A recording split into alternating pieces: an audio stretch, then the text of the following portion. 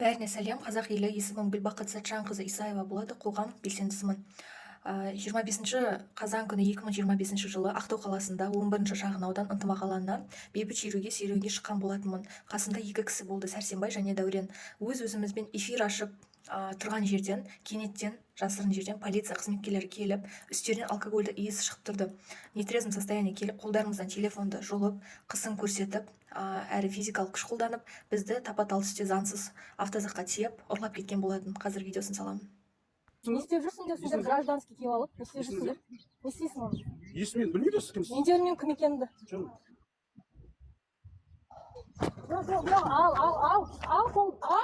қазір сұндырам, ал қолдан, ал, дистанцию держи. Ребят, мені алладыр. Жігіт бол, не істеп тұрсың, қарап. Жаңа видеоны байқасаңыздар, дистанция сақта деген сөзімді елемей, қарабет бандиттер келіп, жеке шекарамды бұзып, екі білегімнен қатты қысып, қыз бала болсам да маған физикалық күш қолданып, қылмыскер сияқты арқамнан жұлқылап түрткілеп, телефонды тартып алып, автозаққа тиеп, бізді үшеумізді заңсыз ұрлап кетті тапа-тал түсте. Одан соң 24 шағын аудандағы Ақтау полиция басқармасына алып келіп, 3 сағат бойы не өздерін таныстырмай, не адвокатпен қамтамасыз етпей, заңсыз ұстап тергеді.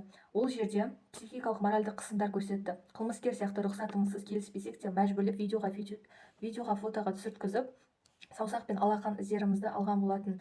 Өздерінің өкілеттілігін, билігін асыра пайдаланып, мен жеке шекарамды бұзып, орынсыз, келеңсіз сұрақтар қойып, психологиялық тұрғыдан қысым жасады. Телефонды полет режиміне қойып, ішін заңсыз ақтарған. Денім сап-сау, есім дұрыс болса да, құқықтарымды заңға бағынбай таптады. Орынсыз сұрақтарына жауап бергім келмеген соң, мені психушкаға қамаймыз деп қорқытып үркітіп, үстімнен келемеш қылды. Және де ішіндегі Ермұхан Бекмырзаев деген тергеуші қызметкер, енді алаңға шығатын болсан, үстінен қылмыстық іс қозғаймыз деп мені қорқытып үркітіп, қоқан-лоққы жасады. Және де келесі күні тіркелген адресім бойынша ата-әженің үйіне келіп, немереңіз Гүлбақыт енді алаңға шығатын болса, 3 пен 7 жылдың арасында сотталып кетеді деп, оларды қорқытып үркітіп, қоқан-лоққы көрсеткен болатын.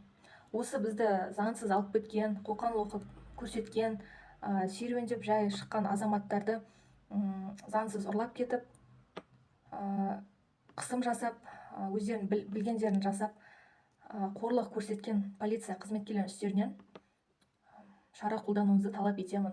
Өзіңіз көріп тұрғаныңыздай, бізде ешқандай заң жоқ, ескі жаңа Қазақстан деген жоқ, сөз бостандығы жоқ, элементарный жаңа серуенге шыққан азамат пен азаматшаларды осылай ұрлап кетіп тұр.